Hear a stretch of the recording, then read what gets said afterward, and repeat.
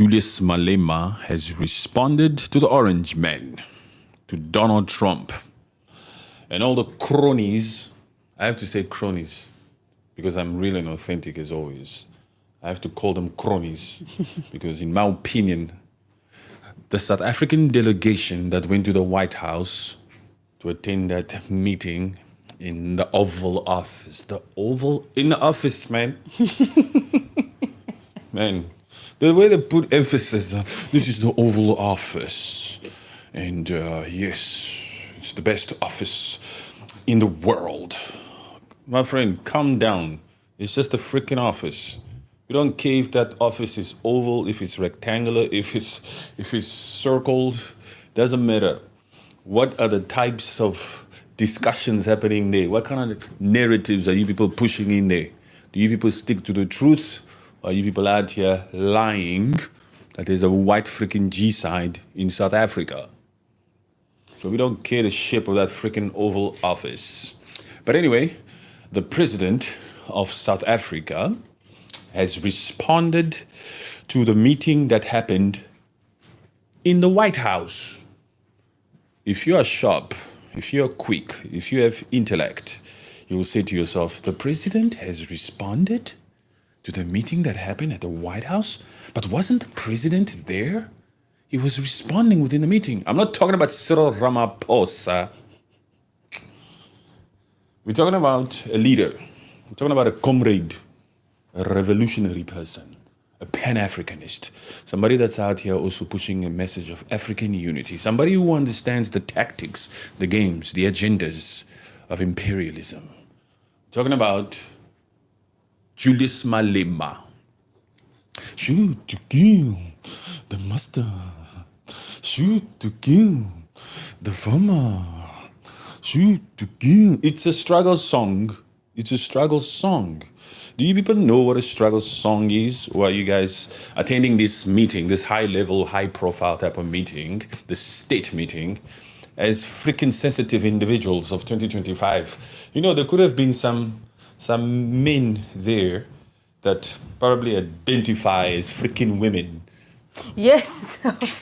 They can be all sorts. Because it comes from that freaking West. Yeah. These ideologies of identify as thee or thou or they. These people already, you must know that these people identify sometimes as a tree. So how the freaking hell are they going to know that when we say, Q, the boo, the mama... They're not going to be able to think further than what a tree thinks, apparently. They don't know what the struggle song is. We have to teach these Westerners, these wild West people, these identifiers of thee, they, thy, what a struggle song is. Did they ever had to struggle anyway? Did America, we're talking about America, we're talking about the Oval Office meeting that happened between Donald Trump and Cyril Ramaphosa, the puppet of the Oppenheimers, and the Ruperts. Rupert, or Johan Rupert, was that, you know, they have typical looks of imperialism and of apartheid, huh? It's in their stance and the way their face looks at another race, I think. You can see it, it's different.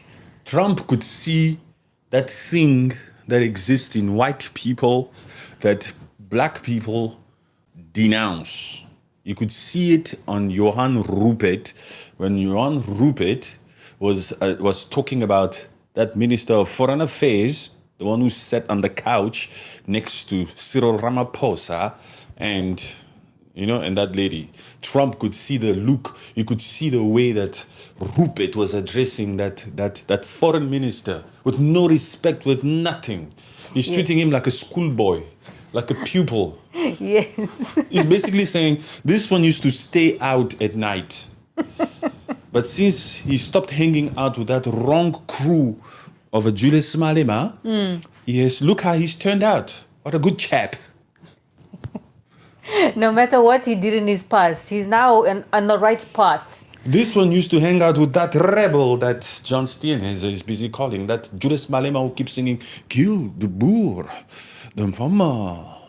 Listen, that's a struggle song. If you can't take it, take this first finger of yours, swipe, go. Don't stay here, because this particular channel is raw, real, and authentic. We call it spade a spade. We don't beat around the bush. Lucky for you. I always have to remind people how lucky they are when they tune into this channel, because it's not every way. I'm very arrogant too. Let's just get it sorted out here. Very clear. Let's get it clear. Let's get an understanding. Let's establish a freaking baseline here. This particular guy, he's freaking arrogant. Okay? I don't know which kind of freaking insult or terminology you're going to come out here to try to give me, but I'm already putting a freaking baseline here. Patrick Rules is extremely freaking arrogant. He comes out here and he speaks about himself. He thinks he knows everything, this particular Patrick. So if it's your first time, I hope you're mature enough to understand where we're coming from, to understand what the goal is, to participate, to take a chill pill, understand that everything comes from a place of love. Believe it or not, it comes from a place of love. Because I'll tell you something. White people should be lucky that black folks never retaliated after this whole freaking slavery act stuff. I'm telling you. Because they would not have been able to handle any of that retaliation, because there was obviously a lot of things done to black people during those oppression times. Segregation. It's uncensored. Do you have the maturity? Some of the stuff that you'll hear tonight, you won't be able to unhear. They will stick with you tomorrow. Tomorrow's Monday. So you better be careful. Do you want to stay on this live stream, or do you want to wish yourself a good night, wish yourself, tap yourself on the back and get a party here? But if you're a comrade, if you're a mature person, if you are not a kid, this stream is not for kids. If you are self-aware, if you have strength inside you, if you have self-confidence, actually supreme confidence, if you believe in yourself, if you love humanity, if you're not racist, if you are the type that studied, that believes in having a continuous learning spirit, yes, you're welcome. Welcome to the show, everybody. Thank you very much. That was a quick little warm-up, a little bit of a monologue to make sure that everybody understands where they are before they welcome them. You can't come out here and welcome people. Maybe they might not want to be here. So you have to let them know first where they're at before you welcome. So the ones that are here now probably do now understand what the hell is going on here. And now, let's begin. Yes, right? yes. Welcome, everybody. Welcome. Arlene ABM, the Yeah. voiceover. Yes, that's me, Arlene_ABM. You are South African. That is, yes, South African, born in Cape Town. Born in the mother city in the Western Cape, the beautiful mother city, the beautiful Western Cape that this particular Afrikaners, under the disguise of a UK-born national by the name of Phil Craig, want to annex from the rest of the RSA, Republic of South Africa. The Mulungu, or rather the Muzungu, like some people say, the white man, is out here at all costs, not sleeping, wanting to annex the Western Cape and make it its own republic, its own country. But Black South Africa is sleeping. They are just being very gullible. And even if those people from Cape Independence under Phil Craig are coming to them and telling them about annexing the Western Cape from South Africa, they are just saying, oh, yes, that's a new thing. Let's follow that trend. But they're not thinking of the complications. They are not. They're not thinking of what they stand to lose. Yes. The black people don't understand. The black people of South Africa, my African folks. You see, we are Pan-Africanists, but we are a different type of Pan-Africanism. We don't sing kumbayas and say, we are the world, let's hold hands, beg you to unite. We are not the type. We remind you of your stupidity if you're still out here entertaining some freaking form of thinking you're the best country in Africa and you don't need the rest of the other African countries. These particular Black South Africans have heard my voice. I've told them without beating around the bush that you're being completely freaking stupid down there in the southern part of Africa by allowing these whites only towns established by the same Afrikaners that are out here today in 2025, taking this matter to the White House, taking this matter to the US, claiming to be victims, having a pity party. The same freaking Afrikaners that have been benefiting from this apartheid system that still exists. 1994 was just a game. It's just a game. All the black folks are allowed to go to the beaches now. Because in apartheid days, you have to remember, black folks were not supposed to go to certain beaches. They were not allowed to go to certain beaches, to eat at certain restaurants, to sit on certain benches, even a freaking wooden bench. There were certain benches, certain parks, certain recreational centers where these black South Africans were not allowed. Yeah. And now they are freely able to do what they can, they want in South Africa. And so now they believe that they are liberated. Because they are not being whipped no more, because they are not being thrown into those apartheid police vans of the past. Yes. Because they are not being segregated like that, or they're still being segregated in some form, economically especially, but because they are not... Racism is not outright here saying you're not allowed to sit on this bench, only a white person can sit on this bench. They believe they've made it in life. They believe that once they are able to put something in the ballot and have an opinion on what happens in South Africa, that yes, this is my country and this is the way I like it. Just because you can put a tick on a ballot, that's not freedom. You know, they're out here voting for themselves. The white man in South Africa, or rather the Afrikaner, doesn't give a crap about those freaking elections. Yeah. They don't care. Even that DA, the supposed white party that's been there for 30 years, the opposition to the ANC, African National Congress Party, the party of Nelson Mandela, that DA, Democratic Alliance, is just a show. They hope to get in power one day. Yes, they hope to get in power one day. They can never get... The DA will never be able to get in power in South Africa and rule solely. They had already reached their cap. You know what percentage was it? Like 23% or something like that. Or 22, 23% overall during the general elections. That particular DA, that John Steenhuisen, the one who was sitting opposite Cyril Ramaphosa in the White House, the one who was talking about Julius Malema and called him a rebel. In the Oval Office, really? Let's talk about that John Steenhuisen for a second. Do we have any South Africans here? Where are you guys from? If you guys are from South Africa, let me know. If you're from the US, keep learning. South Africa is in Africa, okay? Africa is a continent. Nigeria is not in South Africa, okay? Americans need to be taught these things. Some of them can't even probably say the simple name as Malema. No. They can say Julius, but Julius the pronunciation. Julius Malema. I hear some of these Americans, man, it's just Julius Malema. Even the way they say Ramaphosa. Ramaphosa. So the president, Donald Trump met with the president of South Africa, Cyril Ramaphosa. It's not Cyril Ramaphosa. Ramaphosa. Ramaphosa. Very simple stuff. But yes, let's talk about John Steenhuisen. By the way, if you're just joining us, let me say it again. The title is there. Hopefully you've read it already. Julius Malema, the guy whose video they played in the Oval Office, the one who was singing lyrics like, Gil, the boer, the farmer. Yes, the radical individual, the revolutionary guy. The guy that doesn't take instructions from Ruperts. From the 7% minority of South Africa, from Stellenbosch, Western Cape. The guy who's out here to truly make sure that South Africa becomes economically free. What kind of freedom do these freaking South Africans think they have? Oh my God. It's just social freedom. Fake freedom. Fake freedom. You're not free until you're in charge of the land. And this particular Afrikaner, the descendants of the Dutch, are out here to make sure that they continue to rule the land. What is South Africa? South Africa is the land. Forget this freaking way of speaking. South Africa is the spirit. We believe in the spirit. The spirit of Ubuntu. The spirit of Ubuntu.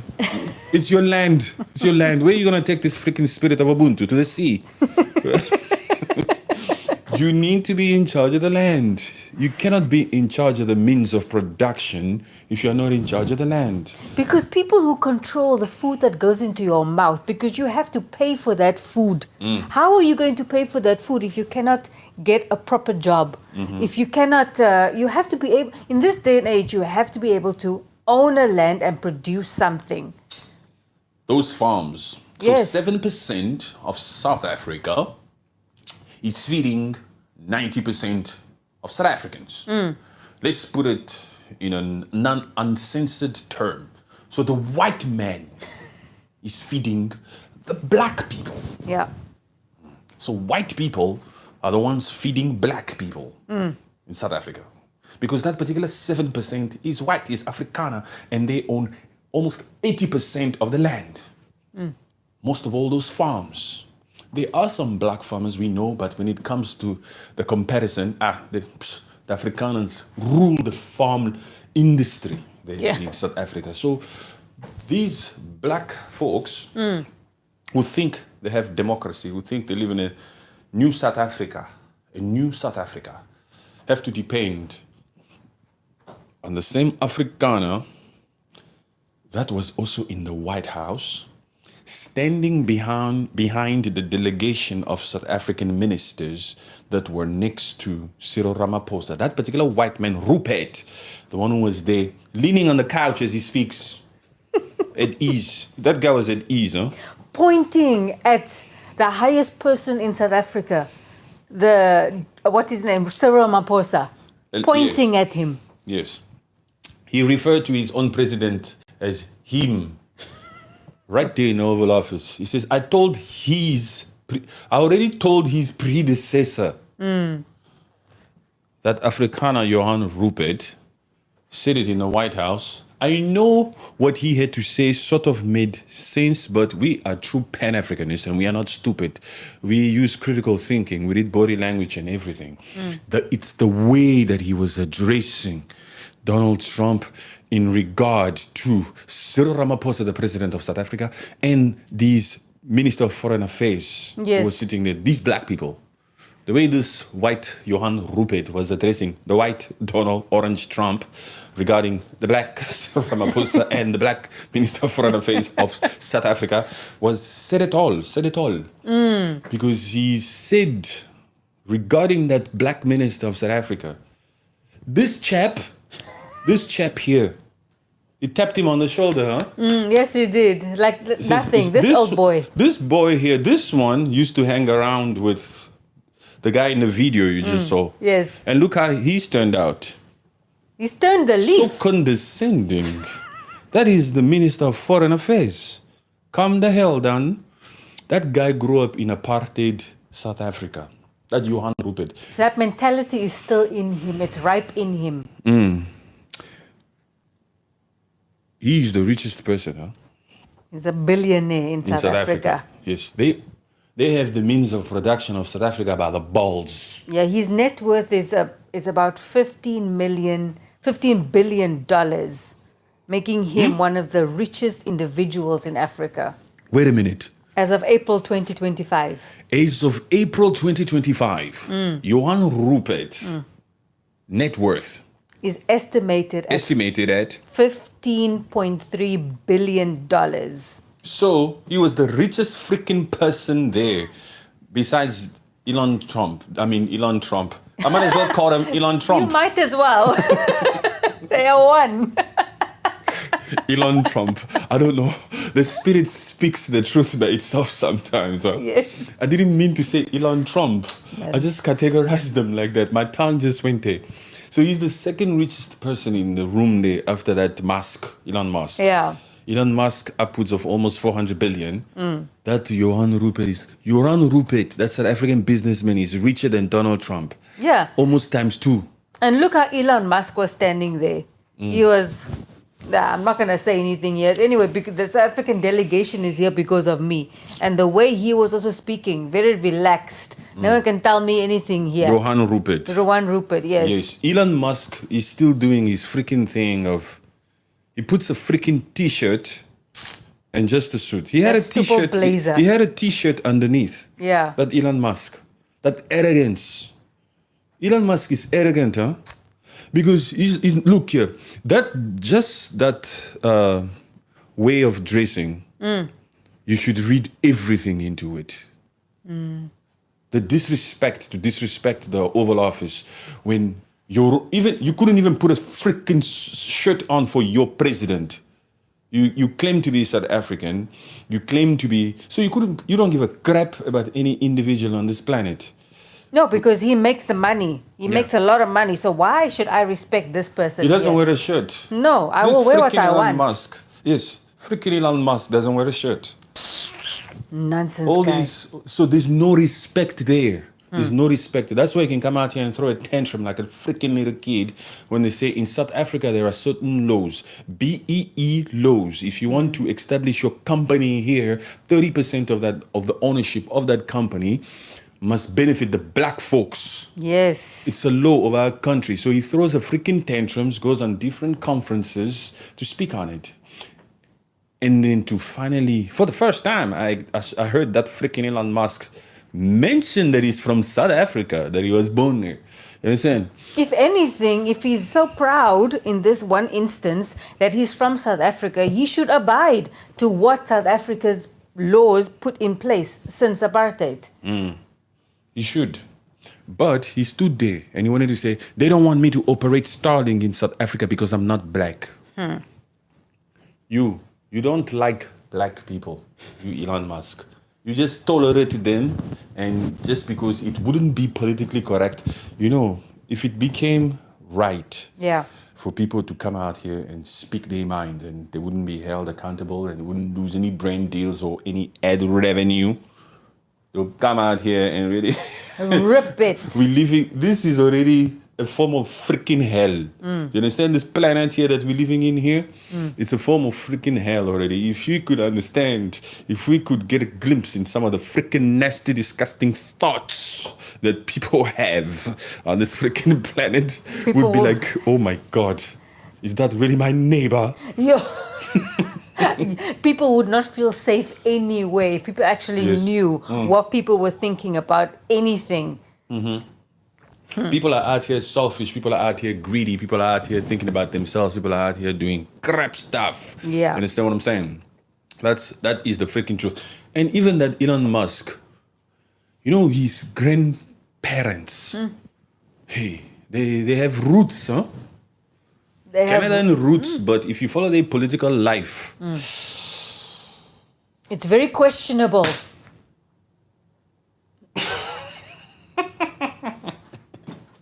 I have to put it that way for people to understand. No way. We're talking about exactly.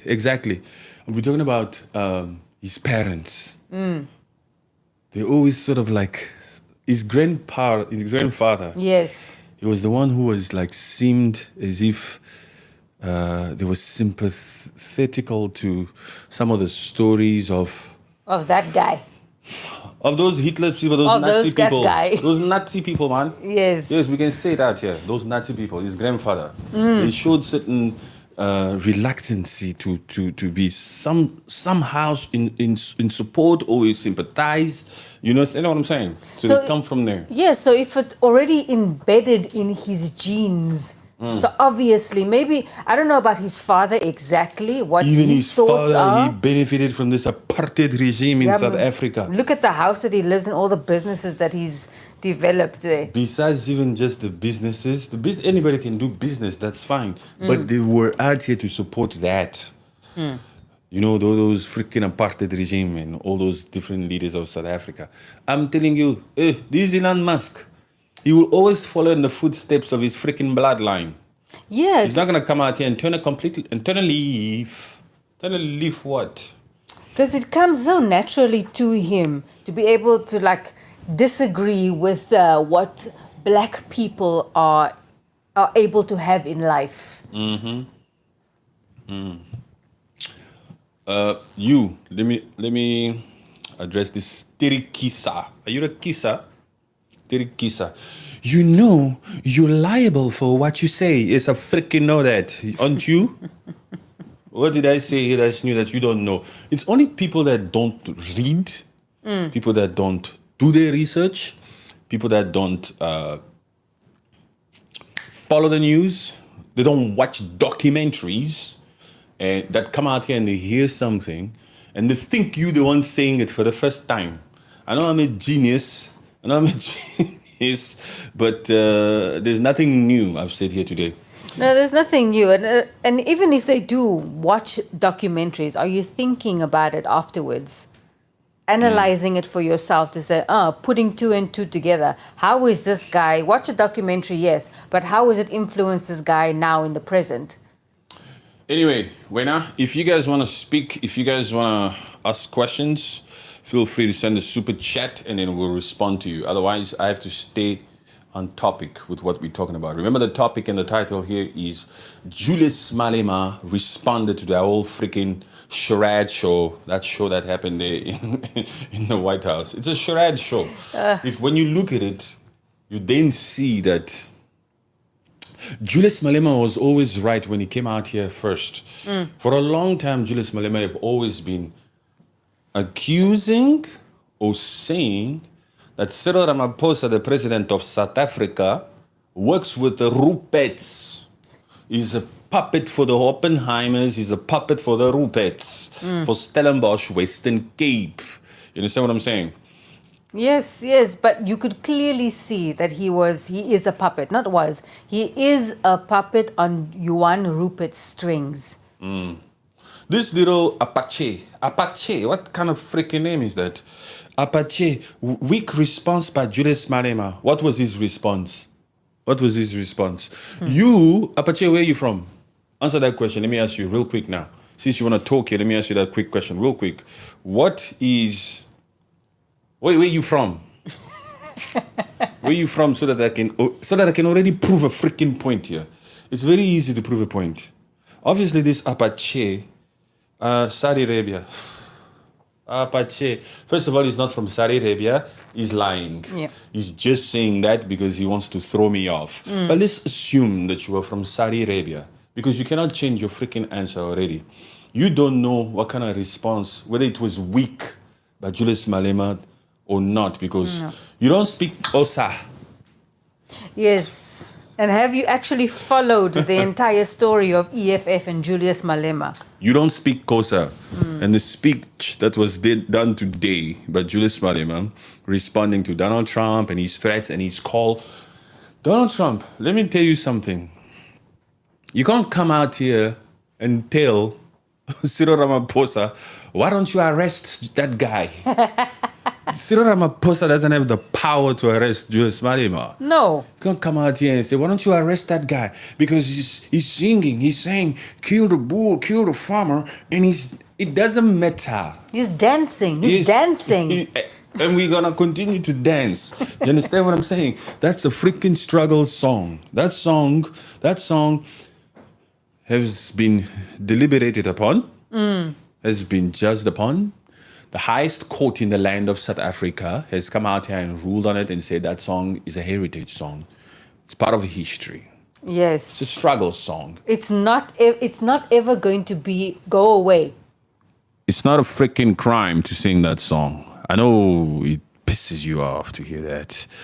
Yeah, Apache doesn't like that. Apache. Yes, it's a struggle song. We can sing it. The master. This one doesn't know where he is. That's why he says shit like, you're liable for everything you say. And even the fact that Julius Malema, after he responded today, and that in his addressing his comrades in Free State, he actually sang the song. Said, I don't care. I am doing it. This is the liberation song, and it's not illegal for me to sing this song.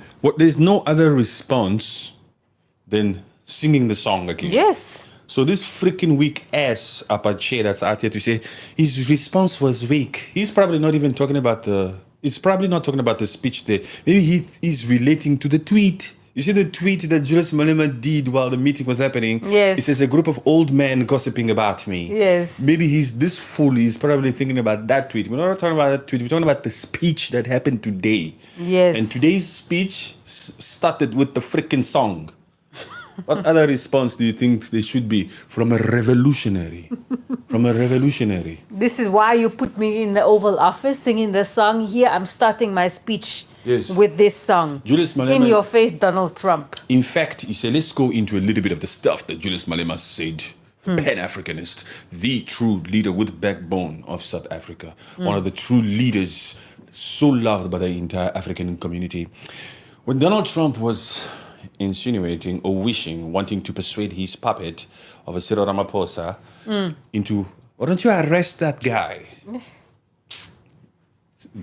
Julius Malema already interprets that to say, when imperialistic countries come out here and suggest tactics like that or suggestions like that, you must know they're trying to unalive the individual. Oh, incite that to say, okay, this is going to happen. Because you're not going to arrest him and just keep him in there. You understand? This is a revolutionary guy. So, they are trying to say that. Basically, you're saying, why don't you shut him down? Why don't you unalive him? Because that's how imperialism speaks. They're not going to come out here and outright say it. But they will use words like arrest him and all that kind of thing. But you must know this is their plan. The same freaking things that they're trying with Burkina Faso in West Africa. By wanting to build that US base in Ivory Coast with the puppet Alassane Ouattara, the president of Ivory Coast, who's now out here signing a deal with the US to establish a US base in the north of Ivory Coast, which will now border the AAC, the Sahel states members, the Confederation, Burkina Faso, and all that stuff. We know the plans of the imperialistic countries that are out here with the Hash Negro, Michael Langley. That weak guy of Alassane Ouattara. Yo, my goodness, why are you allowing yourself to be like this? Be a Pan-Africanist. Love your country, love your citizens, and get the West out. I know it sounds like Kumbaya, Patrick, but it's something so simple. Why can't you? This Alassane Ouattara. Aline, there are certain people here on this planet that it doesn't matter whether they're black or so. They are on the other side. You see, there are some black folks, we don't need to call back to our side and to fight for Pan-Africanism. Those ones have dedicated their lives to being puppets for life. Alassane Ouattara is how old? 80. Yeah, something like that. Something like that. He's 80. You can't change a grown-up. You can't change a puppet who's... You know that puppet? Let's talk about Alassane Ouattara for a second. Alassane Ouattara has been there, I think, since 2010. It's about 15 years now that he's been the president of that Ivory Coast. Keep up, okay? Keep up. You're in the presence of a Pan-Africanist. I hope everybody that's here likes me. And those that don't like me, those that just want to enjoy, those that want to learn, like Apache here, you're also welcome to stay. But keep up. We're all over the place. Soon we're going to be in the east or in the central of Africa. But now we're still in the South Africa part with Julius Malema. But let's go to West Africa for a second. Alassane Ouattara. He already exceeded his terms. Oh, yes. As, to be eligible to run as president of Ivory Coast. Ivory Coast is the country that you've been seeing on the news, if you were awake, where there was an attempted coup. But it never succeeded. The puppet is still around. The puppet got help from Tinubu, the godfather, the president of Nigeria. He got help from Tinubu. Anyway, Alassane Ouattara, there was a time he couldn't run again. Yeah, for the 2020 elections. He couldn't run. He couldn't. But he convinced the nation into saying, you have it there? Yeah, he just did a constitutional change in 2020. It was a very controversial thing. But to be able to even run, he convinced the nation into saying stuff like, look, I'm not going to run, but I'm going to appoint somebody that will run. the nation said, what? No. Oh, no. Anyway, it was a big story. The nation said, okay, fine. As long as you don't run, you will appoint somebody. That was the freaking first time. And then he appointed somebody to run to be the president as a candidate. Closer to the election, that person, kaput. That person was taken out. So he had to stay.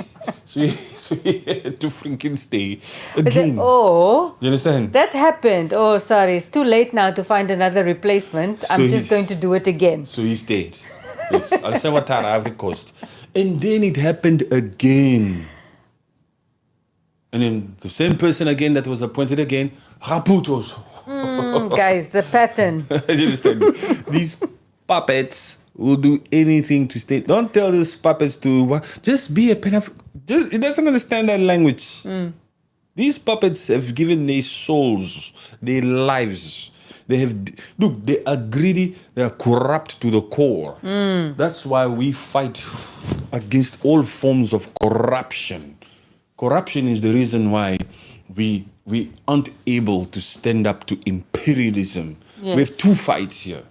We have a fight between us, and then we have an external fight to still deal with. And the fact that our freaking puppets are so corrupt makes it easy on these imperialistic nations and these colonizers, France, for example, to come out here and execute freaking moves. Because we are already corrupt. Not me, not the rules. These puppets of Africa that call themselves excellency or head of state. There's so freaking many of them. Cameroon, Paul Biya, 43 years in power, 93 years old. He still plans to run next year. Anyway, Paul Biya, he cannot even walk up straight, man. He cannot. He's a grandpa. He belongs in an old age home. The Cameroonian peoples don't mind that I say that, because they want change to come to Cameroon. They also know that they don't have total free speech over there. Their free speech is suppressed. They are threatened left, right, and center should they come out here and try to speak. So the rules will speak for them.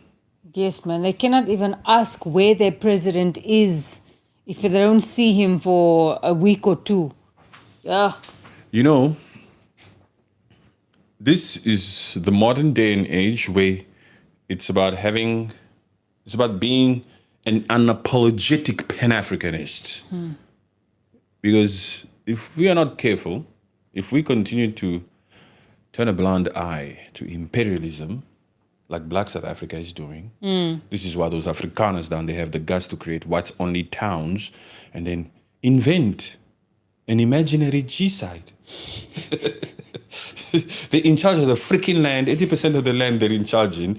They are in every single boardroom of South Africa, 60% plus. Yes. And they are only a freaking minority. But they can just invent that shit and get the leader of the freaking free world to come out here and lie. Every single news company is out here debunking everything that Donald Trump said in that Oval Office. Yes. That it's a lie. Donald Trump, that's Congo. What are you holding? That's Congo. Even the U.S. press secretary, that woman, she cannot, I don't know how she comes up with her nonsense. I've always liked her because she's confident. I only like her when she speaks the truth. When she speaks crap like that and she knows it's the truth, that's when I'm like, I can't. This one is a fake-ass Secretary of State. Press Secretary of State. Actually, the Secretary of State is also fake. Yeah. Marco Rubio. They were questioning him in that freaking Senate. Yes, and he got all hot. He got hot and bothered. It's like, no, America can do or say whatever they want, allow people in or not. President Trump wanted white Afrikaner refugees from South Africa, and he did so.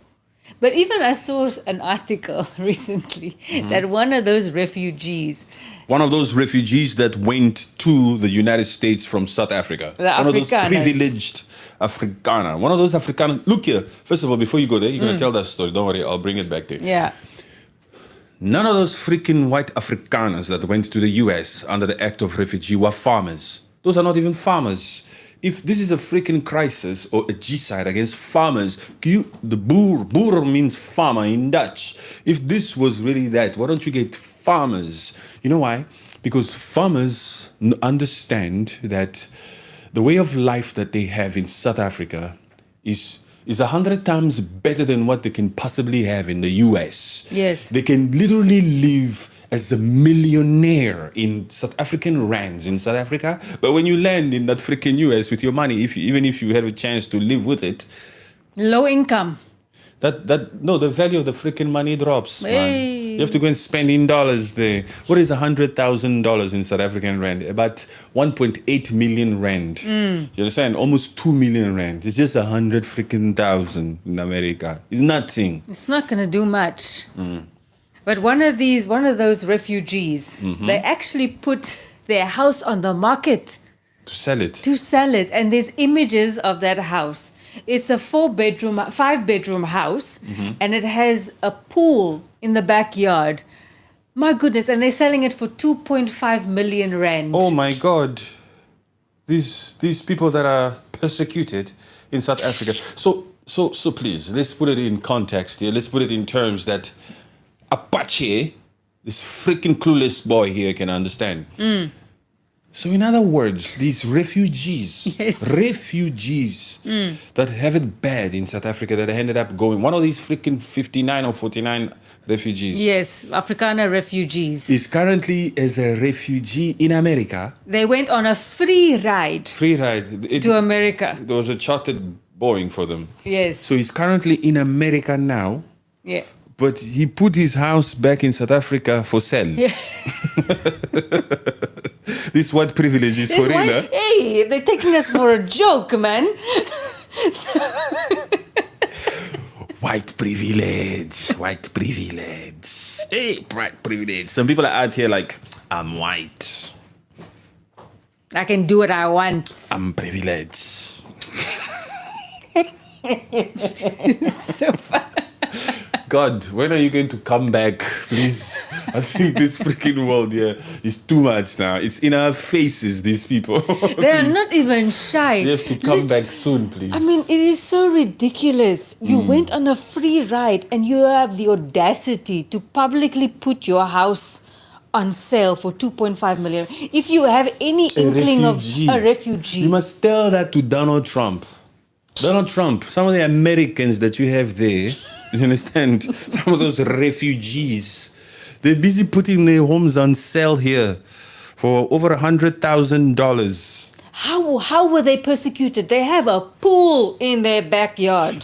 He left a 5-bedroom house. That freaking one that said, Yes. I left a 5-bedroom house. Apparently, a dog. It's more than one that had a 5-bedroom house, because this one was a female that put her house on sale. All of them have homes. All of those refugees with their little freaking headphones and their little beautiful little girls. We have nothing wrong. We have nothing against those little girls, those little white girls. They don't know. They don't know. They The just kids know. The kids, we don't know.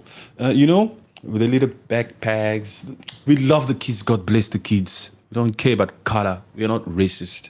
But it's just funny what the freaking hell is happening in this world where there's a thing called white privilege. It's ridiculous, man. You understand? Yes.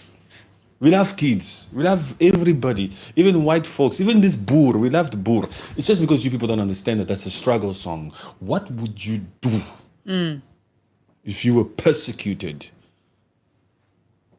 Like I said before, only a black man could handle slavery.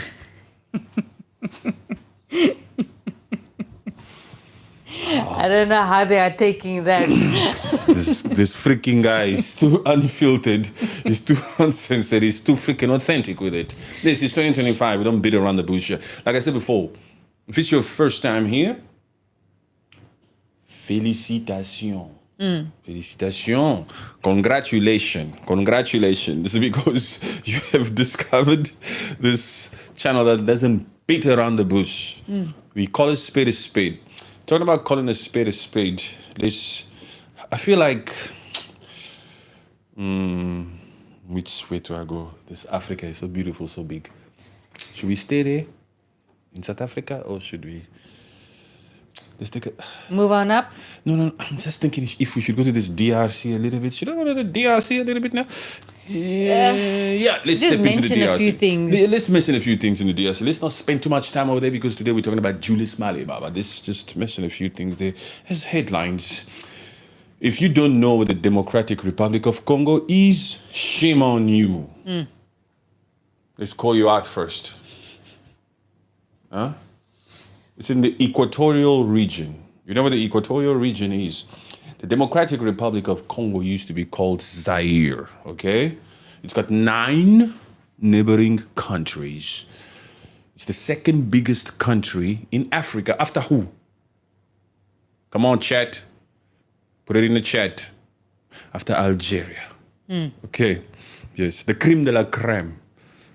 DRC. That particular phone that you're watching me on right now, Or the laptop. or the laptop, or the TV, has components from my country, from Congo. Yes, so the conflict that's been happening there, 30 years between Congo and Rwanda. Yay. Oh my gosh. But it's not Congo and Rwanda. It's Congo and the M23. No, Rwanda is not sponsoring M23. Don't confuse That is this. what they are saying. Don't confuse these ones. Because they You don't know, know. these ones, not all of you, but most people can't keep up. Most people don't know. Most people forgot. We have to remind them. Who is Rwanda? Where is Rwanda? What are you talking about? M23. What does it mean? Some people are Americans here. Yeah. They're Americans, they don't give a crap about African politics unless the orange man is involved. They want to see what is he talking about. All of these freaking American social media influencers and even news outlets, they haven't been talking about any of these freaking issues. They haven't been talking about even Ibrahim Traore, the leader of Burkina Faso, another revolutionary. The only president in Africa, by the way, until their own president was involved. Yes. When Trump was involved now with Zelensky, then they talk about everything. You have to be involved with Trump or something like that, then they can talk about it. If it's not, they don't give a crap about Congo. They'll just go and buy iPhone 17 in September. You understand? Yes. They don't care if that freaking phone has components of blood minerals. Child labor. Yeah, blood minerals. That Afrikaners stunt took the cake. What's he talking? Like took the cake is like, that's just crazy. That Afrikaner stunt as in acting as refugees. Yes. Yeah. Oh, the stunt that the Afrikaners pulled, huh? Oh, he Yes. liked it, so you explained it very well. Billy, I think I know Billy. Billy, good to be here, my friend. How you doing, Billy? Billy is respectful. We appreciate you, Billy. Thank you very much. Become a member if you are not yet, because soon, the membership content that's coming out is coming out. Let me give you guys a hint about the types of content that's now coming out, because I mean, if you remember, it's blog style, huh? It's blog style. Yes. But we still remain in the same niche. We still talk about all these issues that affect Africa as a whole, not just South Africa. If you hear just because of South Africa, it's not just South Africa. We Pan-Africanists. We actually believe that Africa is one country. African unity is what we fight for. We know that as individual freaking parts of Africa, we can never really stand up to these imperialistic countries, because some of these imperialistic countries, like France, has the freaking audacity to come out here and say, all those 20 countries there are the properties of France. Screw you, Emmanuel Croissant. Emmanuel Croissant. Yes. So we believe that African unity is the way. Is the way. That is the only way. If Africa stands united against imperialistic countries, your Africa will be so powerful. Hello, Central. Africa is already powerful. We just need a few more Julius Malemas up in here, a few more Ibrahim Traore up in here. Actually, like I said before, we already have them. We need to awaken the spirit of the African people. Africans, you need to wake up. You need to understand that you need to stand behind your revolutionary leaders, not your puppets. Every head of state in Africa is a puppet of some sort, except Capitan Ibrahim Traore. If you don't know that name, Do your research. He's the leader of Burkina Faso right now as we speak. Anyway, so Democratic Republic of Congo and Rwanda, Yes. they have to meet these puppets. They have to meet. Sit together. They have to opposite sign. the table. Yes, they have to meet and they have to sign. America will come out here again like the freaking school principal and say, Rwanda, sign here. Congo, sign here, man. Like America's gonna sit in the middle like they did for the principle of declaration signage. Yes, you sign here, you sign here. The biggest freaking crazy thing here is America sits here and initiates these peace talks, and for these two countries who have had this conflict for over 30 years to finally sign there for some form of peace. The biggest craziest thing about here is, besides the fact that America will now have a chance to tap into that $24 trillion worth of natural resources of the DRC Congo, the creme de la creme, the richest country on the planet. Besides that fact, and we have to watch our Congolese leadership people, those puppets, because corruption there is too much. But besides that, the biggest, craziest thing is the fact that it's still the same freaking America that's going to tell Rwanda to sign here, Congo to sign here. That's somehow been benefiting also. Yeah. From that, this is the only time I'm going to use the F word. From that fucking chaos in Congo and Rwanda for the last freaking 30 years. You understand what I'm saying? Yes. Jesus. And even the way Trump had to acknowledge what America is doing in DRC and Rwanda in that meeting with Cyril. Like, come on. You are here for something else, man. Exactly. Sandra Bechanen, please subscribe, become a member, and switch on your notifications. You have to switch on your notifications, Sandra, so that you know when we're back on. Perhaps we'll be back on tomorrow or the next day. Tomorrow we'll be back on. If you can't make it tomorrow because you're busy, perhaps the next day you can join us. Yeah. So, Sandra, you do that. Thank you for asking. Appreciate you. And how did you guys like the fact that I warned you about the F word? I'm respectful, huh? Yeah, we don't usually use that type of language. Yeah, we decent folks out here. Yes. We have a tone, we have a message, we hit below the belt at times, but at least we warned you. It's coming up. We warned you, huh? These people, you have to like the rules. I mean, I warned them, I showed them, it's a form of respect. Huh? Sorry, I'm sorry, but this is the only time I'm going to use the F word. And then I used it subtly also. Anywho, so we hope those two puppets, somehow that conflict will end in East DRC Congo. Even the fact that they had to put the terms together into one draft, one contract, it's ridiculous to me that these two African countries could not have sorted it out amongst themselves. Rwanda shouldn't benefit from any freaking natural resources of the DRC. It I really better want not. to. I want to see what's in those freaking peace deal agreements. You can't trust these freaking puppets, especially because these puppets are corrupt to the core. Whatever Rwanda does, they do it for their own freaking benefit. They don't give a crap. Rwanda will do anything for money. That's why Rwanda's out here talking to that Secretary of State, Marco Rubio of the US, about taking in despicable humans from the US. Look how desperate they are just to make a buck. Desperate humans. So America's out here. We're looking for some countries, some third world countries who are willing to take despicable criminality types of humans as a favor to the US. What favor? We are looking for despicable countries, these third world countries, to take in despicable humans. They must do it as a favor, huh, to the US. Yes, and even that thing, Trump also mentioned it in the meeting. He said, we just struck a deal with El Salvador that, we are sending El Salvadorians back. Why struck a deal?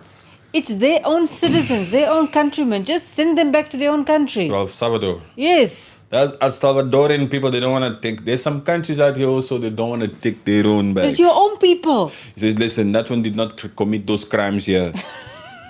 I know he's from... I know he's El Salvadorian, but he committed those crimes in your country. Let him serve it there. We don't want that nonsense It's there. your property. That tag is your property. This is in the This is in the freaking Human Declaration or whatever. Who said you have to deport? He committed that crime there. You can't force me to take him. Keep that El Salvadorian. At the end of the day, all these people that are heads of states or in charge of certain freaking countries are just humans. Yeah. You know, it's a system, and the system is corrupt. There's no single individual that comes out here who really has the best interest at heart for people. It's a system that's composed of corrupt individuals, black or white. When you extrapolate this whole freaking thing to the whole world, actually, even that those freaking imperialistic countries are corrupt to the core. Some of that money that America was sending to support Ukraine, it needed to go through France, through the EU. And they took their share. And they took some of that money and ends up in Rwanda.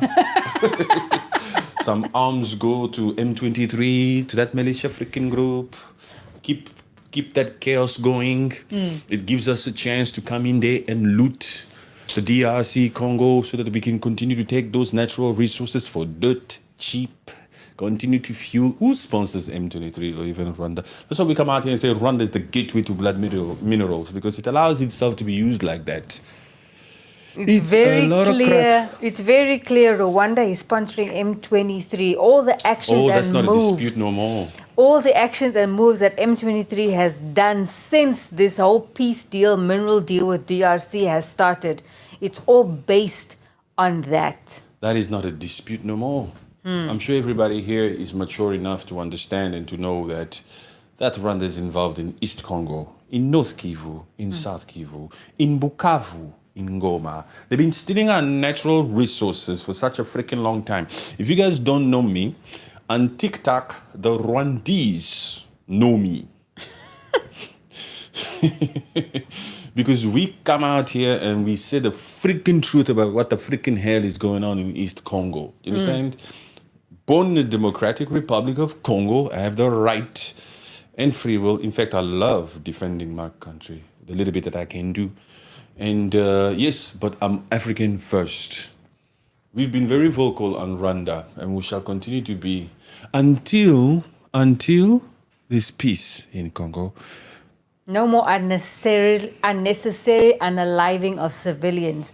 No more displaced people. No more raping of women and children. Man, you see these ones.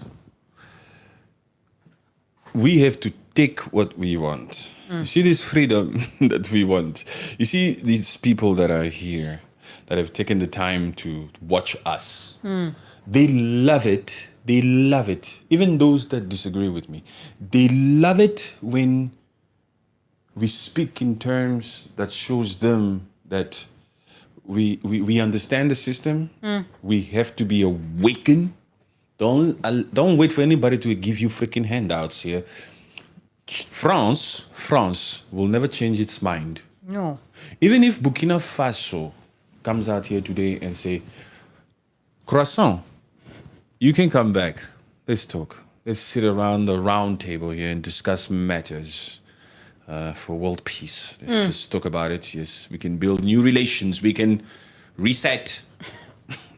These freaking people. That term reset in that meeting, we are here to reset our trade relations. You mean the meeting between South Africa and America? Yes, because that word has been said so many times all over the news in different parts of the world. Reset. No. Well, that's because America is always out here.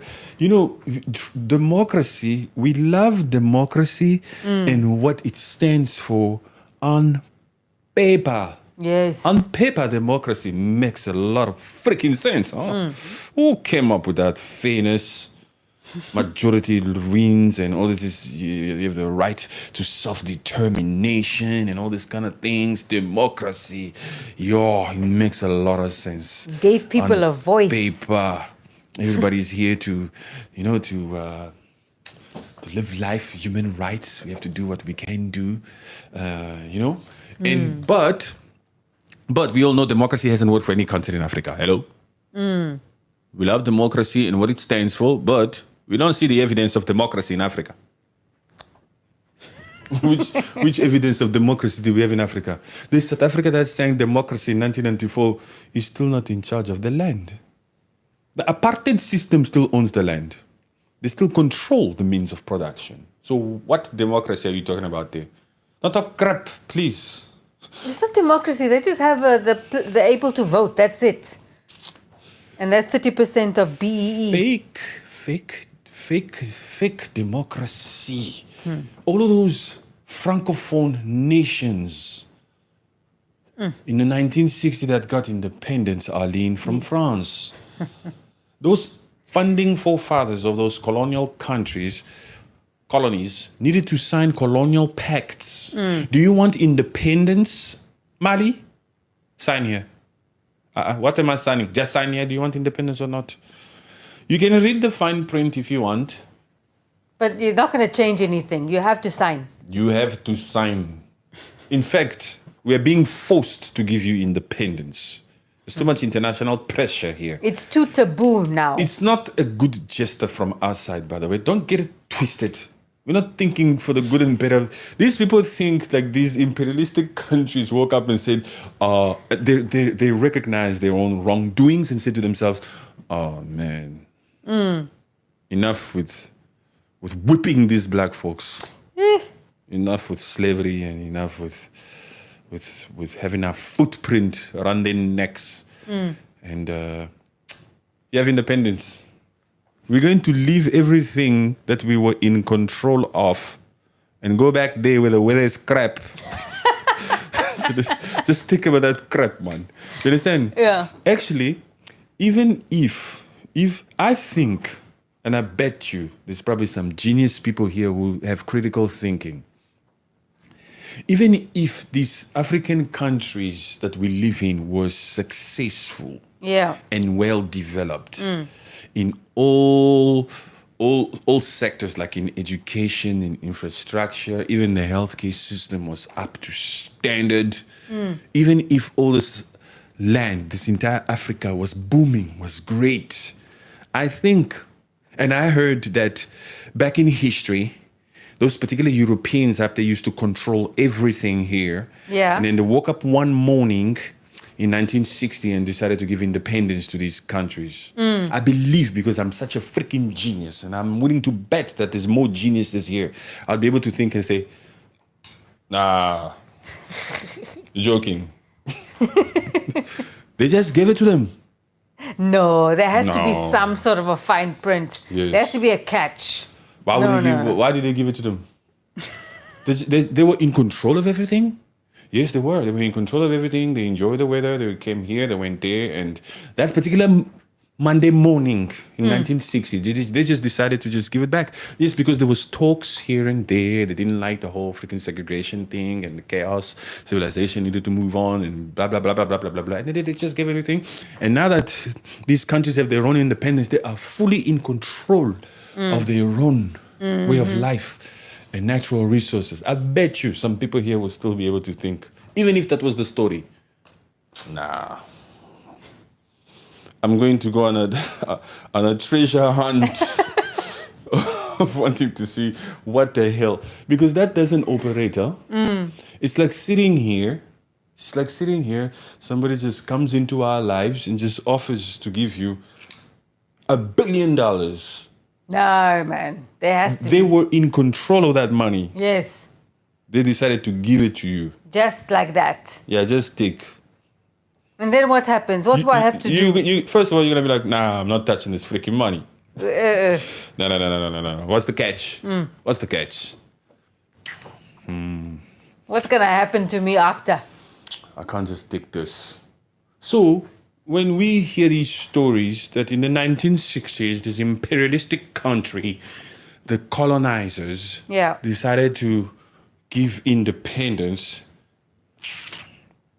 you must know it was conditional independence. It was conditional independence. Sign here, Mali. First, Mali and that Guinea-Bissau, or whatever Guinea, didn't want to sign colonial pacts for the continuation of colonization, neo-colonialism. The system is already in place. This freaking Mali doesn't want to sign these colonial pacts. Okay, Mali, you don't want to sign? No problem. Give me back those papers. Thank you very much. Well, bring out the concrete cement, please. Oh my gosh. They brought concrete cement and they started pouring in these sewage pipes. They started destroying the whole freaking thing. They start destroying the system that they actually need. Sanitary system. They started destroying the system that they forced those black folks in Mali to build. They came with the idea of sewage pipes and this and that and this and that. But you, Mali, go down on your knees and put the cement there. Look, give me that whip. Work. So these people just came to impose a way of life on another group of people. Stole their land, imposed civilization. This is what is life. This is what is life. They didn't care that Africa already had their own systems, their own way of life, their own language, their own education systems. Just like we've previously said, just because it was something different, they felt like, no, it had to improve into the same way that they believe is right. This freaking England truly believes that there are some benefits to colonization. They piss me off when they say that. Huh? Carol Malone. Where is she from again? What show? She's from Good Morning Britain. Good Morning Britain. Good Morning Britain, my ass. She is so convinced that Britain going into those countries, it did them better. They would not have been where they are right now if it wasn't for Britain. They had no creativity. What freaking nonsense. She had the audacity to say they didn't have any transport system, they didn't have any hospitals, they didn't have any roads, they didn't have any creativity. You, Wena, shut your mouth. That's why I know she's old. I know she's like 50 something, perhaps even 60. That's why I say this little chick is funny, huh? You see those ones? We as Pan-Africanists who are out here unapologetically, especially in 2025, those little ones, we call them little ones. Even if she's 40 years older than me, I'll say that little chick. I don't give a freaking crap. Yes, those ones. Dude, and this, but among them also was a decent white man. Yeah, he was. Decent white man. We call a spade, we give credit where credit is due. Doesn't matter the color. We are actually true, good, honest human beings. You understand? And we take pride in that. I like the fact that I don't discriminate to people. I like the fact that I don't hate white people. I love the fact that I don't hate blacks or Indians or colored. I am wise enough to understand that regardless of the color of your skin, you also have a stomach.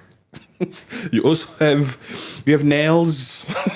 You're human. That's it. The doctor studied how to cure the human body. Not how to cure the black human body and how to cure the white human body. You understand what I'm saying? It's the same. It's the same freaking thing. Yes. Imagine how messed up that would have been, though, if there was actually ways to treat a black person from a white person. Then you can perhaps entertain the thought of saying we are different. But for as long as we speak the same, we all get hungry and we all eat rice and we all eat chicken and all this, and we are human first. Yes. There should be a spirit of humanity here. Only the fools say there is no God. I bet you guys didn't expect that. I can be a pastor too, huh? I'm a man of many talent. Only the fools say that there is no God. You have to be lost to be racist. Racist people are actually lost individuals. They need help. Those particular ones, we need to fast and pray for them. It's true. And that's a long fast and prayer because they need a lot of breakthrough prayers. Okay, let me entertain some little boys here. You know, there's always little boys I have to deal with. Because they've never been in the presence of such a ruler. Some of them hate the fact that my name is Patrick Rules. Yes, I rule here. This is my live stream. I'll rule here. If I want to block you, Dr. Snorkel, I'll block you. You understand what I'm saying? You have to show respect when you come here. You're privileged to be here. You understand? This is black privilege. You understand? You're privileged to be here. What is he saying? Looking at your face is like watching evolution, whatever. Yes, so bounce. Get up out of here, boy. It's like, no need to be putting these things here. If you don't like it, just scroll. This one, I'm just stopping myself from blocking the hell out of him because it could be a kid that actually needs help. So I can't take offense to all of them. I can't block the whole freaking world because I'm out here to teach. There will always be naysayers, but we have to continue with what we believe is right. I am here to influence you. Huh? You have to understand that. I'm here to influence. Some of you, your only help, your only hope is if we influence you. Because you don't have the freaking capability to actually understand what we're saying. We are hoping to just influence these ones. Some of you, we are hoping that just our personality you must fall in love with, so you end up doing what we say you must do. Yes. Others will understand the logic in everything that we're saying. Yes. Others, there's different levels to this. Some of you guys will be on this bandwagon because you like the personality. Other ones will be here because they actually understand. And some great, exceptional people, the ones we love so much, and we hope the world was full of these types of people. Some of you actually have a spirit of humanity inside of you. Some of you have the spirit of humanity inside you. Yes, there's a select few. Yes. Hello, TJ. I think it was TJ that we were talking about. When he says, I agree with much of what you just said. Yes, that's true. It's a human thing. It's a human thing. It's a human thing. You have to have a spirit of humanity. Okay, people? So, to recap. Yeah, I know time flies when you're having fun. To recap, don't worry, there's plenty of these types of live streams and many conversations and podcasts on many different things we've spoken about on the channel. If you're not a subscriber, welcome. We're pleased to have you here. If you're not a member, join. You'll open up an entire repertoire of exclusive content. Opinionated, raw, robust content. Yes, and you'll get a glimpse of our personal life. So become a member and do your thing. Let's dialogue, let's communicate in private, let's do all that nice things. And what did I wanted to say? I have to take off my glasses for this. There's no white genocide in South Africa. It was just theatrics that the orange man, aka Donald Trump, just created because of Elon Musk and his Starlink. You know, Trump. What would possess Trump to come out here and just say things without fact checking? Why didn't you send people there? It's like what? Like you sent to DRC Congo and to Rwanda. Why didn't you send Masad Bolos to South Africa to visit Orania, to visit these supposed places where these freaking white crosses are? Yes. And then come out here with a full report from somebody who is the US communication to Africa or whatever, and then base everything on certain findings, not some freaking articles there, because some of the articles you were showing there, claiming that it's South Africa, was pictures of Congo. The Oval Office act like this. Even the newspaper who actually published that video, Reuters, they actually came out that the person who took that video, yes, he actually came out and said, no, but this is something I took I took in February 3rd in Goma. Exactly. This is not South Africa. My goodness. But look here, let's just pretend like it never happened. Eh. Huh? Let's just pretend like Donald Trump knew what he was talking about. He's always right. You guys, you have to wake up, man. You can't be a bot for the rest of your freaking life. You have to be out here, use critical thinking and think for yourself. You can't be out here just taking everything they feed you. That's why we talk the way we talk, because it's not about being politically correct. It's about calling a spade, remaining true.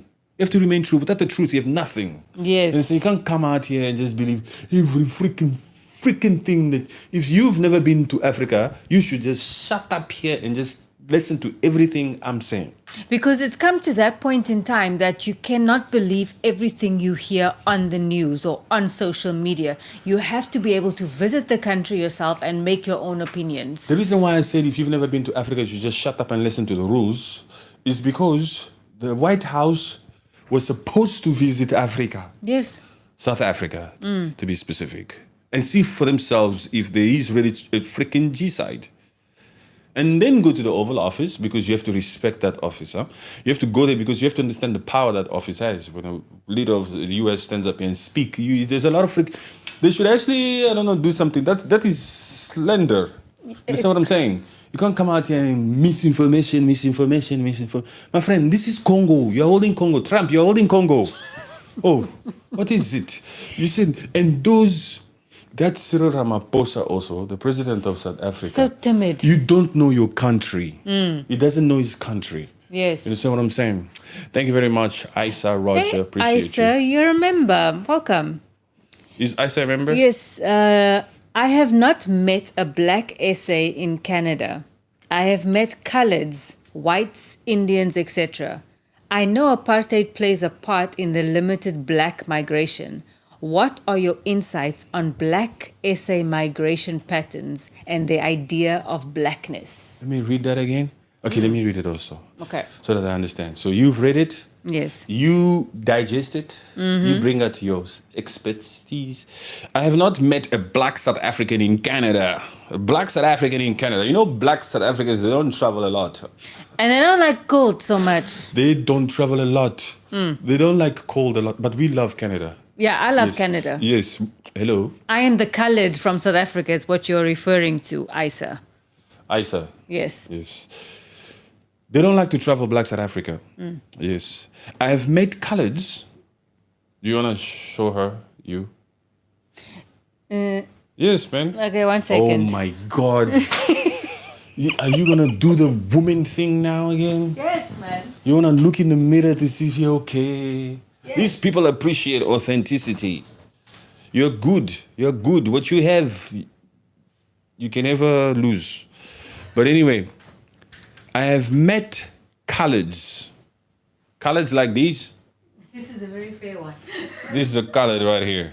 Hello, Isa. Hello, Isa. That's a colored. Hey, you are whiter than coloreds. Actually, you are whiter than white folks out here. You are see-through. You're whiter than white.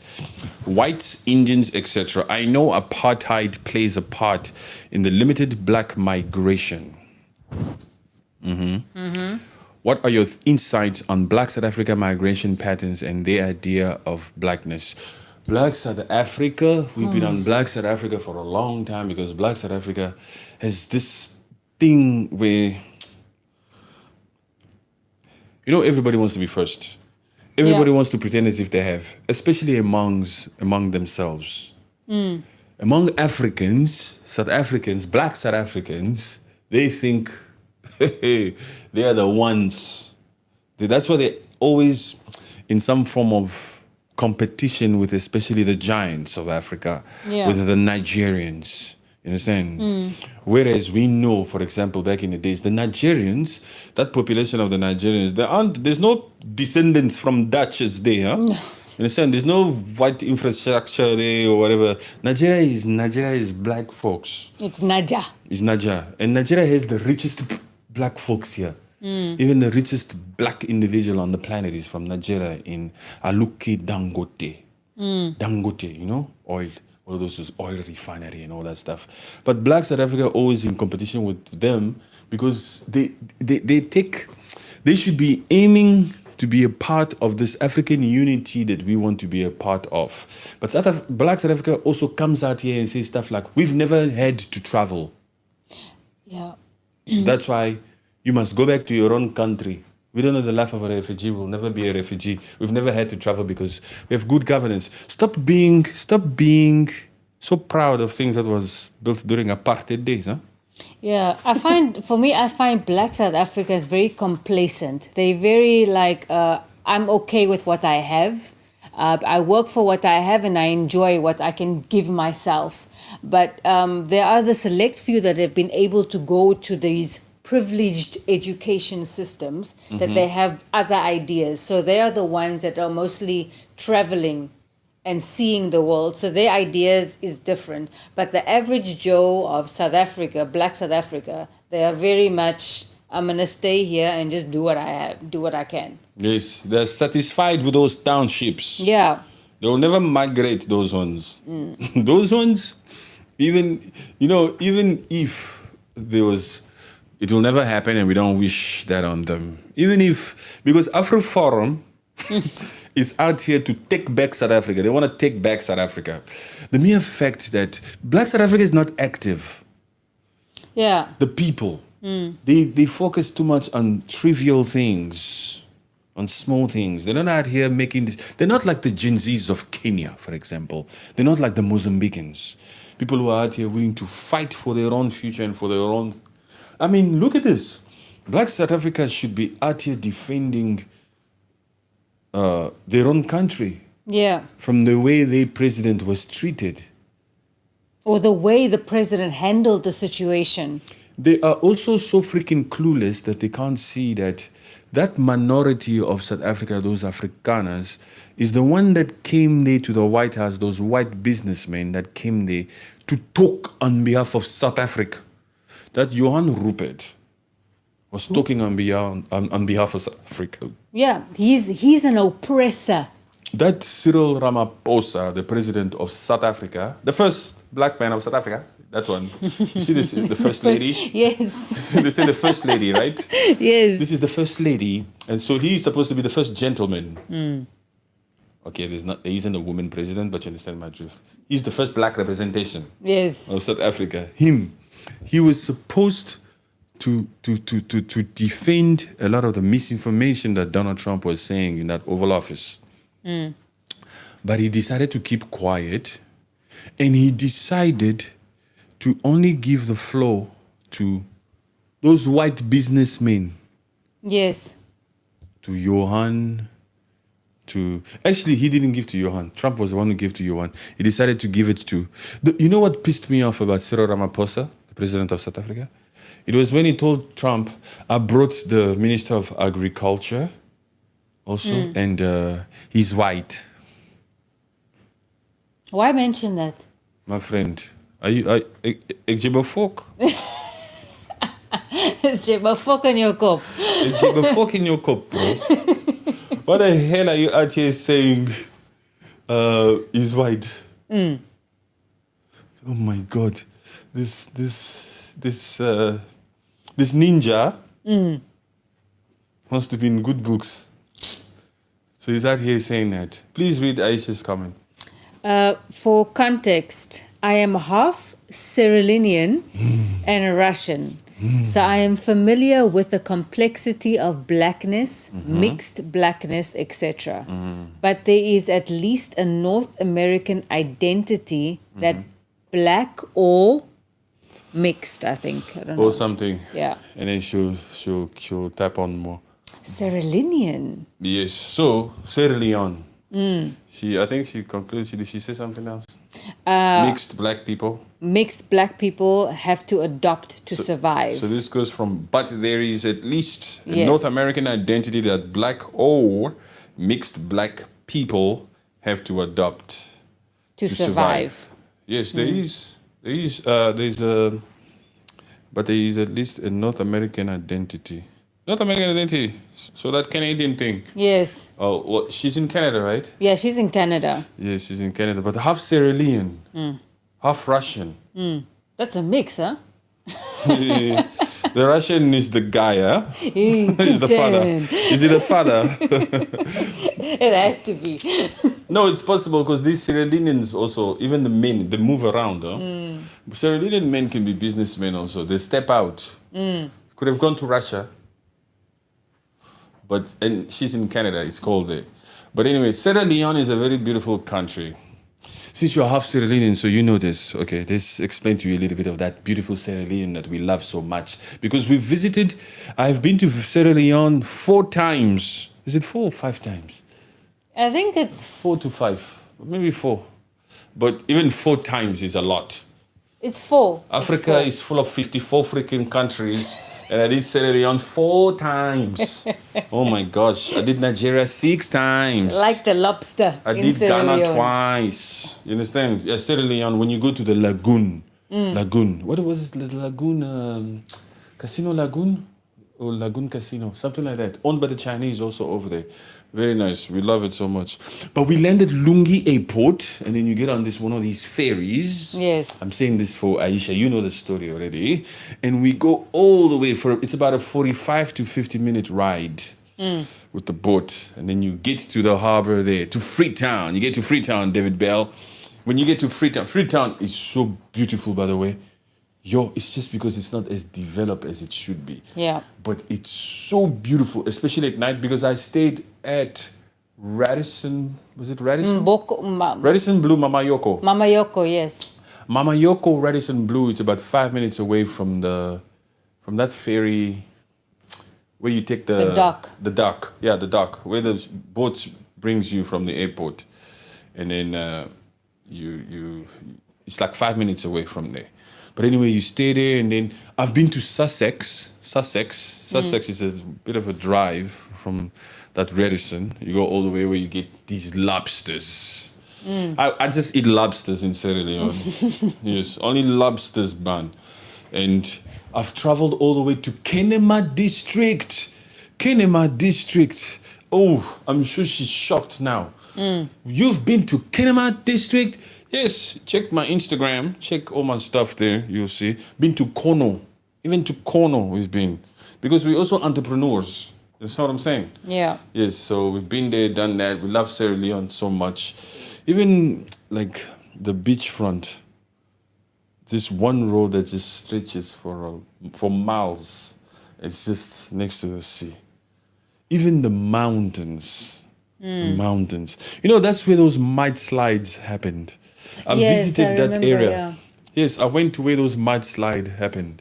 It still looks like that. You see, ooh, this is where the mudslide happens. I'm like, yo, right here? Yeah, it's crazy. But anyway, we love that. So we love that, Aisha Rogers. Merci beaucoup. The ANC has been such a big disappointment. It feels like a betrayal of Nelson Mandela.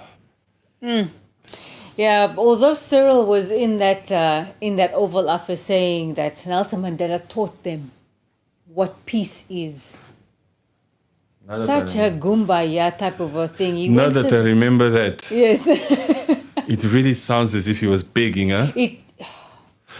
You know, we were taught by Nelson Mandela. It's like trying to soften up Trump before anything could happen. But in the end, Cyril had to come in and say, Trump, listen. Look, it just goes to show you, we don't respect weakness, huh? Yeah. You should have been a little bit tough here, man. I'm going to step all So you over came you. here, you Cyril Ramaphosa, you came to the Oval Office with a gift, a golf book that weighs 14 kilograms, and you're here talking about the great Nelson Mandela, and you're talking about resetting these bilateral relations. You brought the golfers to be in my good books and all this, but I don't give a crap. I'm still going to do what I want and say what I Why want. don't you arrest this man? Why don't you arrest this man? I mean, he's singing, kill the boer, kill the farmer, and he's dancing. I mean, if you were to do that, it would be, I mean, why don't you arrest this man? It's not like that. We're a constitution. He didn't He's say anything. allowed. He didn't say that. He should have defended. He should have said, that's what Julius Malema was on him today. You couldn't defend. You couldn't say that that's a struggle song. You couldn't say that that song was already judged upon by the highest court in the land. You, shame on you.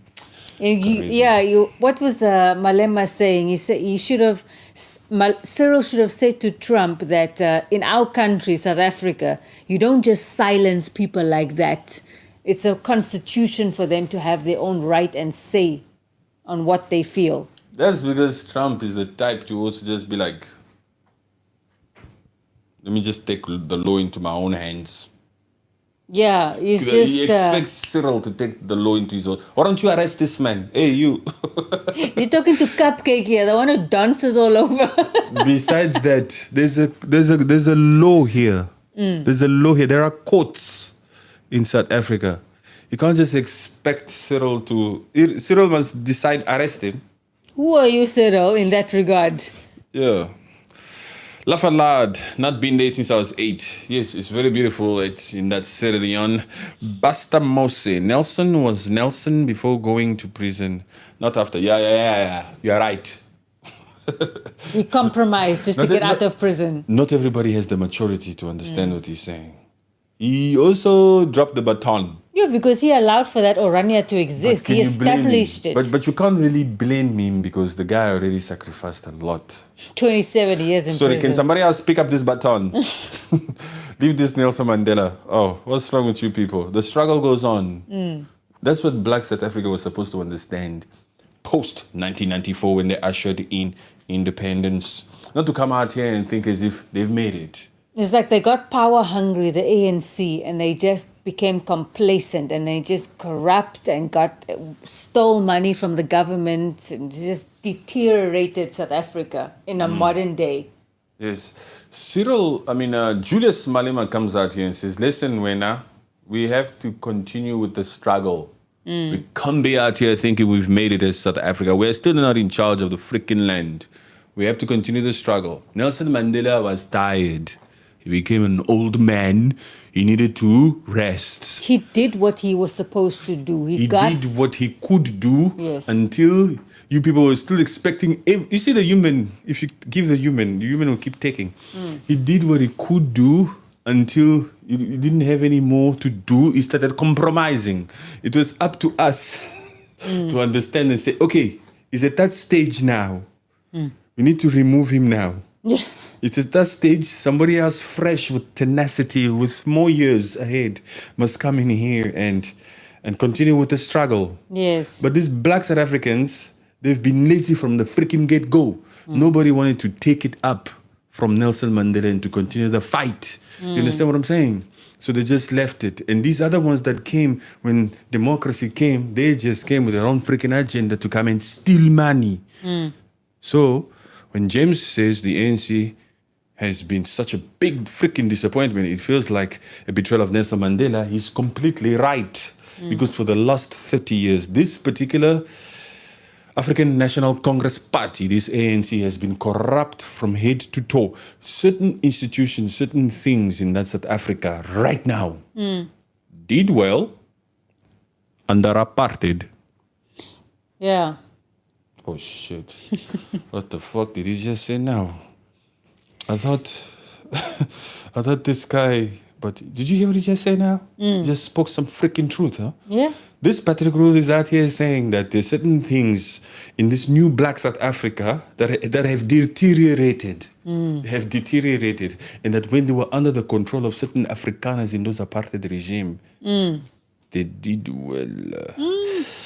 That's the interpretation of what corruption means. You see, when there's corruption will just mess certain things up.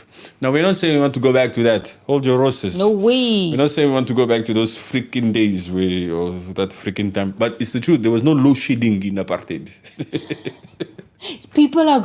South Africans are going like 12 hours without electricity. It's just become the norm. It's like Africa. Most of Africa is like that, actually. Yeah? You know, when you first go to Africa, I was born in the Democratic Republic of Congo. And in 1991, I went to South Africa for the first time. I spent a lot of time in South Africa, right? And then I went to Europe. I lived in Europe. I went to the Far East. I went to the freaking West. And then when I started traveling again, deep in Africa, as an adult, I would find myself in certain parts of Africa at certain establishments when the electricity would go off, pew, blackout. Yeah. I'd be like, oh, what the hell is going on? Like it's a serious issue, man. Why? To me. Yes. But I'll look at the tables around me, not a freaking twitch. That's normal.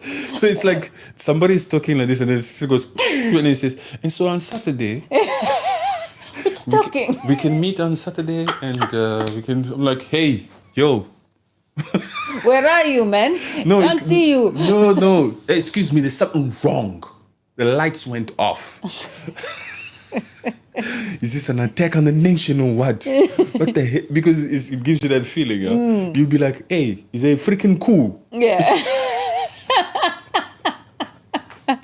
But I look around, I'm like, these people are chilled with this.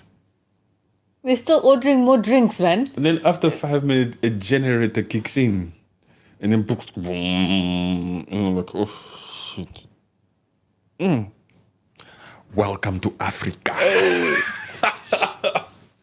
Oh my gosh, that's everywhere. Especially in Nigeria. I experienced it a lot. And in Nigeria, because I was staying at one of the posh places. Thank you very much. I'm a child of God. I'm blessed.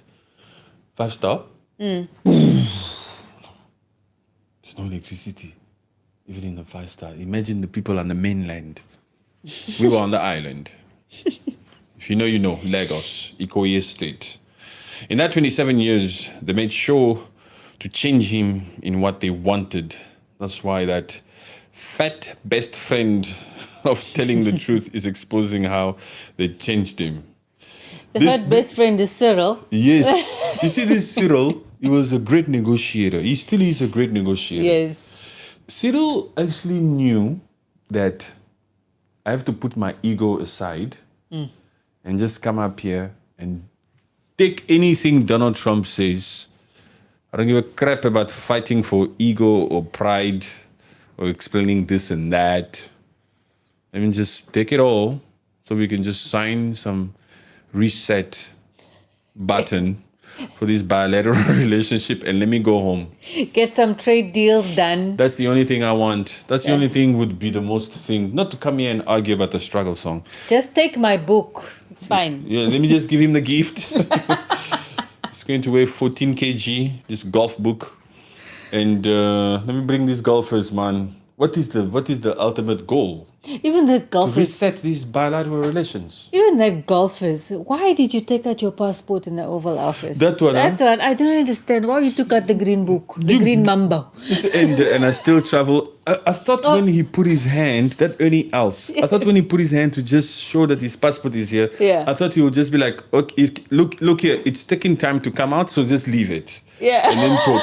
But he still went for it and he took out the passport and he still opened it. To the visa. Yes. And I still travel with my South African passport. It's like they're begging to this other guy, to this Donald Trump, please help us with our country. We are South Africans, we are white. We need help. These people, this is genocide against us. Help us. And I love my country so much. We don't want to leave. I still travel with my passport. Of course, man. Anything else? Please. Oh. You have to have, look, and then I said, nobody respects weakness. People, a human being is not built to respect weakness. And even in that part, no matter how rich that guy Johan Rupert is, he also went in there begging, saying, we need your help, America, please. We need people like Starlink, that stupid Starlink. Donald Trump is just sitting there gloating. Yeah. These African countries are coming to beg for our aid publicly. You see, I cut aid on them, huh? And I put a 30% tariff on them. Look at they are begging.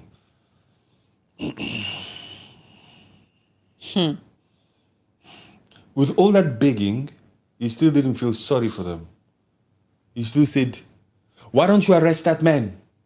Look, turn it down, play this video. Wait, Cyril, just watch. Cyril wanted to talk. Wait, Cyril. Yeah. Just, I've got this lined up for you. Wait. he touched him, huh? Cyril wanted to talk. He says, yeah, yes. Trump is funny also. Huh? I was like, that's a G right there. He's a G. He's gonna sense the humor. Cyril, wait now. Don't worry, we'll have lunch after this. Don't worry, we'll have lunch. We'll sign. We'll reset these freaking bilateral relations. Don't worry. But me, I'm Donald Trump. Huh? I need the freaking headlines. Wait, let me do it my way. Oh, dim the lights. Play that freaking video. Look at that. He doesn't give a crap whether it's misinformation. To call a spade, these imperialistic countries, even Donald Trump himself, they don't give a crap whether it's misinformation or not. We are here to pass an agenda. We are here to do things. Eventually, this is step 1 or step 2 or step 3 of what we want. Yeah. We need to say this to prepare you freaking people. We need to prepare you Africans for what's coming. You understand what I'm saying? We don't give a crap whether these white crosses are this or that. We're not going to come out here cold turkey from out of the blue and just go for you. Yeah. We have to just prepare you and ease you into what you must accept. You have to think about what did these people sign in the back there during that freaking luncheon for them to come out here and then say Starling is welcome. What concessions did that Cyril actually agree to?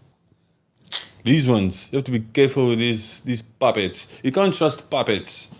Puppets will be out here to sign on the freaking dotted line like our founding forefathers did in 1960 when they signed those freaking colonial pacts giving our country away to these imperialistic countries for economic freaking gains. Yes, because for if themselves. that Cyril, you must not give in to that Elon Musk and his Starlink. He cannot still own 100% of that company if he wants to operate in South Africa. But like you say, they've already changed they've already eased that BEE law. They've already eased it. So Elon Musk, you can bring your freaking Starlink, but you must help those black South Africans in other ways you see fit. Instead of giving away shares. Trump, I agreed. I agreed. Now, can we reset these bilateral relations? Reset. Says Cyril. It's nonsense, man, because why are you giving away? He has to give away the shares. He has to, because this is the law that's been put in place to help black people of South Africa. The truth is this, you imperialistic countries, listen, sorry, I was about to get in on them. Yeah. The truth is this, we know you'll do whatever the freaking hell you want to do, but can you have some respect while you do it, please? Because you're out here lying to us. At least come out here with the balls and tell us this is what we're going to do, including our own puppets. You puppets, don't act like that suit is a suit. That's not a freaking suit. These puppets are not allowed to wear suits. You understand what I'm saying? They're 3-piece suits. 3-piece suits and all the kind of... You what did you sign? Look, these puppets, whenever they fly overseas, be careful. Where's this puppet going?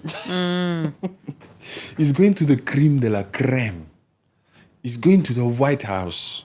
Why do you think Cyril had to mention again that it's a very beautiful historic place? I've been here before. So what? I've liked the changes you've done. What? I love what you've done here. I've been here before. My friend, shut up. Come on. Have some class. Yo, one thing I like about me, even if I walk into an establishment, even if it moves me, you will never freaking know. You will never know that I'm impressed with your hotel. Never. In fact, the more I'm impressed, expect a freaking complaint. Because you must be able to handle that complaint. Excuse me, you guys were supposed to read my mind and understand that I need 6 towels, not 5. Where's the other one?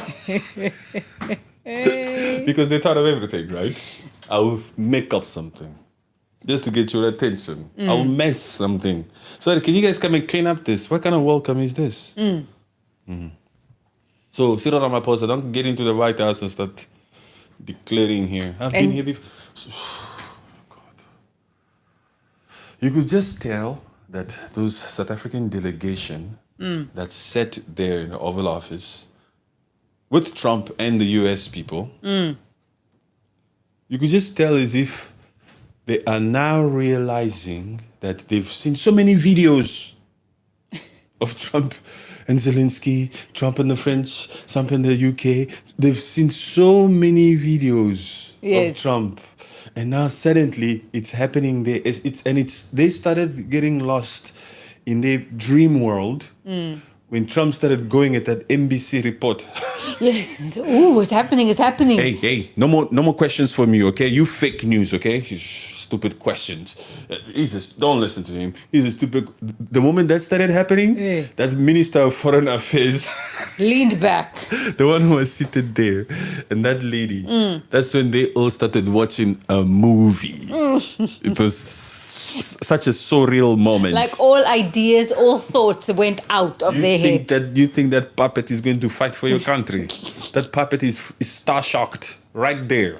And it happened, their theatrical part, it happened so fast in a blink of an eye. Natalie, bring the papers. Hey, turn on the lights. Put on. Yes. It happened within 5 seconds. That was crazy, man. What is this Basta Mosi? Basta Mosi, what the hell are you saying here? My friend, did you see what happened when somebody sent a super chat here? We focused on the questions. We debunked it. We read it line by line. You don't have the privilege to just send like 3 freaking paragraphs like that with no super chat and expect the rules to just be going crazy here. We've come to the end of this stream. Thank you very much for joining us. We appreciate you so much. Because I know already what kind of freaking comment that is. Anyway, let me just read it. We deeply respect all South African black leaders. However, there is no time to preach what you are unable to act upon. That's why you need Julius Malema. Because Julius Malema, if he was the leader of South Africa, he'll have the balls to come out here and execute that repatriation of land without compensation. The truth is, South Africa will never have any form of equality as the most unequal country on the planet unless there's land reform. Yes. You would have acted on that and initialized it as soon as possible. That is the main ticket, the main thing that the EFF is established on. Economic freedom fighters. Not we are free to go to the beach now. So end apartheid, black folks are allowed to go to that park, black folks can sit on this freaking bench. Not this fake liberation. This is not true liberation. We're talking about economic liberation.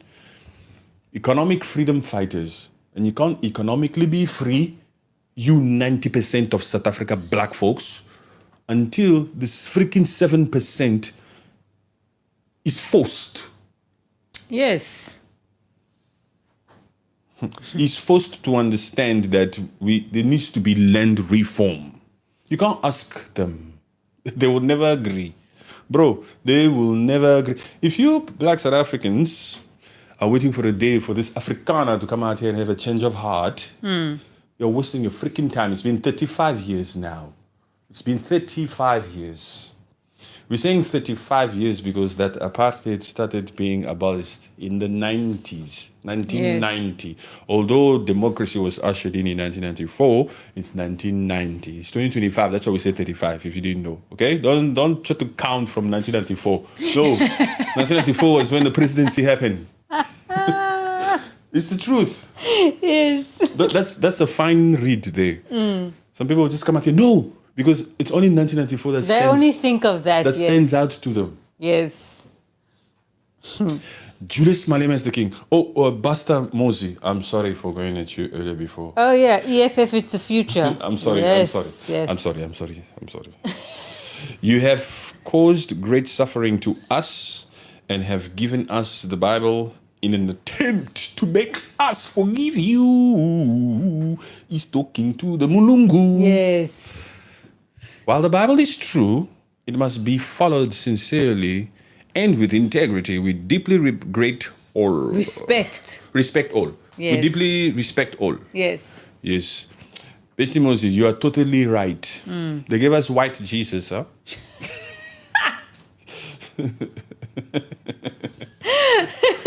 Putin came out here and said, no, it's black. We found him there. Look at these archives, man. It's black Jesus. They want you to worship him. Look, I'm white. Take it from me. I'm telling you, the guy is black. Oh my God. God, please, can you come back soon? I really want to see your face. Yes. Amen. Amen. Sure. It's nice, huh? Anyway, we worship him in spirit and in truth. We're not focused on the color. It's the spirit. Of It's course. the Holy Spirit. When the Holy Spirit starts to speak, that's why you have to have a personal relationship with God. So that you don't believe on what they're teaching you. There are certain things I've heard in certain churches, and I choose to denounce them. I'm like, no. Hey, no. It doesn't sit well here. That one is not for me. That's why it's not for me. Hey, no, thank you. Anyway, thank you very much for joining us. We appreciate you. And yes, he said, white people are leaving the stream. They can come and go. They've been coming and go. They are addicted already here because they appreciate, they love the truth. They have no choice. But thank you very much for joining us. We appreciate you guys. And become a member. Subscribe if you haven't subscribed. Busty, subscribe. Become a member, bro. Let's get in touch. I like the fact that you are on the winning side. Yes. That was a nice rhyme too, huh? My Juju. Juju. Yeah, Juju's the king. Thank you very much. Any last words? Much love, guys. It was a pleasure. We thank you. Isa, thank you so much for coming in. Yebo. Much love to all and God bless.